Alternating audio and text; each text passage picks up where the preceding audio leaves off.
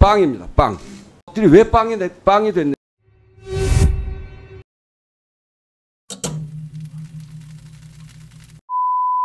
지휘하시기 바랍니다.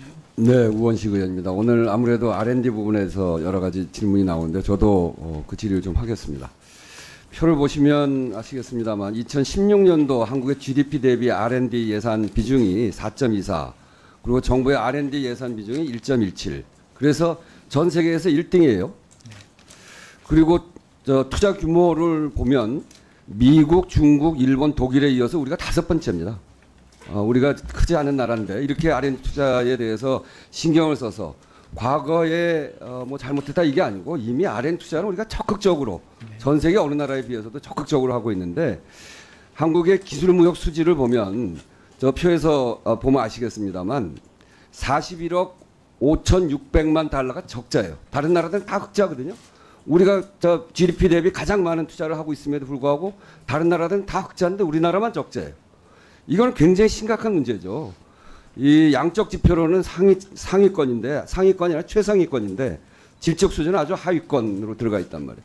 이 문제에 대해서 정확하게 잘 살펴보고 그러고 대책을 내놓아야 된다고 봐요.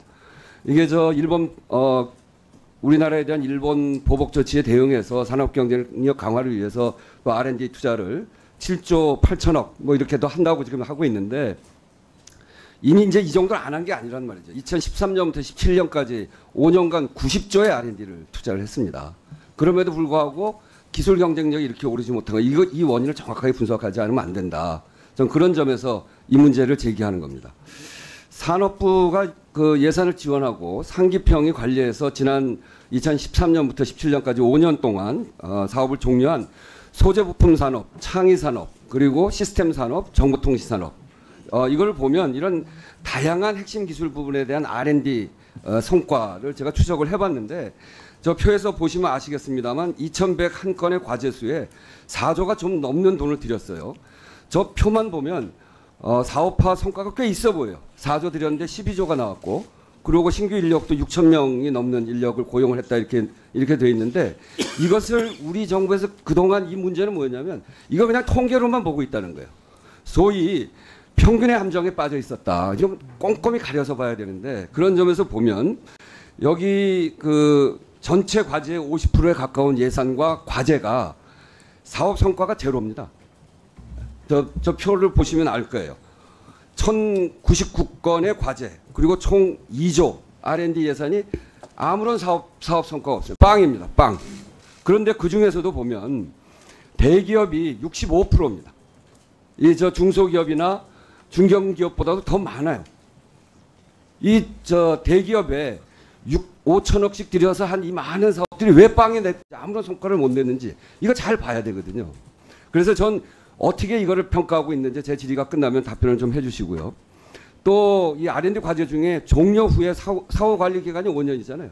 5년 지난 거를 보니까 대기업 수행 과제 29건 중에 21개 과제 여기서 성과가 안 나왔어요. 이거는 72%입니다.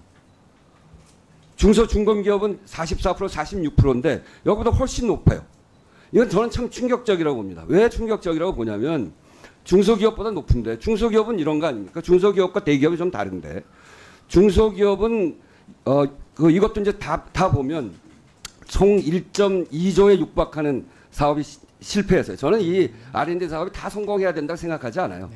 이 1.2조에 육박한다는 것도 참 그거 참 심각한 문제죠. 그런데 이거는 기술 개발이나 설비나 실증 판매로 이어지는 밸류 체인이 제대로 안 되어서 그렇다라고 하는 것이 지금까지 지적 사항입니다.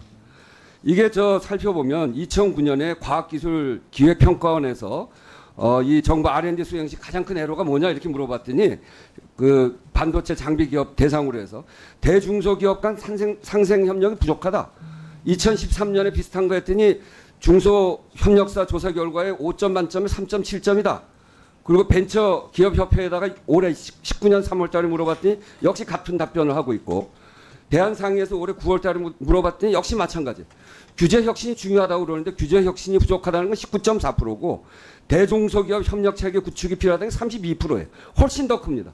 결국 이 중소기업이 이렇게 R&D 사업이 성과를 못 내는 데는 이 문제인데 더 중요한 건 대기업이에요. 대기업은 이런 문제도 없잖아요. 자기네들 기술 개발하면 아주 첨단 고도의 기술을 요하는 R&D를 하겠다고 한 것이고, 그리고 자기 사업에 쓸 수 있는 것들, 그럼에도 불구하고 중소기업보다 실패 비율이 높은 거, 이거는 정말 규명되어야 됩니다.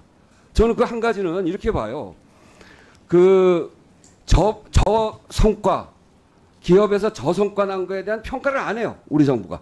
제가 물어봤더니 평가하는 데가 없어요. 왜 저 성과가 나는지. 이 평가 체계를 갖추지 않으면 안 됩니다. 왜 이거를 제대로 평가하지 않는지, 그거에 대해서 질문드리고요. 또 하나는 부정수급 유용의 사례, 이런 것들에 대한 검토를 제대로 하고 있는지. 제가 보니까 2010년에 그 A 대기업이 20억 횡령한 거 있고요. 용역 개발용으로 받은 것을 마치 그 쓴 것처럼 해가지고 연구비 20억 횡령했고, 또 다른 대기업은 2018년 국감에 드러났지만 연구개발 목적 외에 13억 4천억 환수 조치했고, 이게 아주 미세한 것들이 이런 게 있습니다만 이런 것들을 꼼꼼하게 관리하지 않는 데서 저는 문제가 있다고 보는 거예요.